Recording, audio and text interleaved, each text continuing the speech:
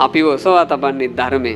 අපේක්ෂාවලට අපි ඔසවා තබන්න බෑ. අද මිනිස්සුන්ට ධර්මයේ සම්බන්ධ වෙච්ච ලොකු වැරද්දක්.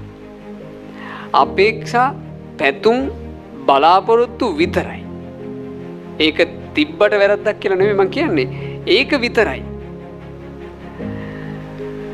දැන් මේ වගේ සරල දහම් කාරණා පවා සමහරවිට ඇතෙන් මේ මානසිකත්වයේ තුල යම් මාන්නකාරකමක් ඇති කරගත්ත මිනිස්සු මෙහෙම දහම් පරයයන් වලට එච්චර රුචි කරන්නේ නැහැ. එයාලා සමහරවිට සරල දහම් කරුණක් කිව්වොත් එහෙම ඒකට ගැටෙනවා. එලා කියනවා නෑ නෑ අපිට ඉක්මනට නිවන් දකින්නයි ඕනේ. අපිට වැඩක් නෑ දිව්‍ය ලෝක.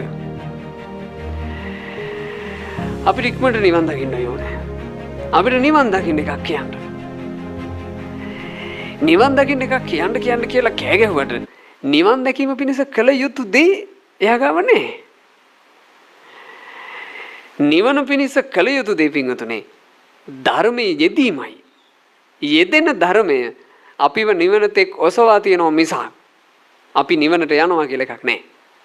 මෙවුවා ඉතින් අර සාහිත්‍ය වචන හින්දා අවුල් වෙලා නිවන් පුරේට ගියා කියලා අපි කියනවා. අපි බලන් ඉන්නවා නිවන් පුරේකට යන්න.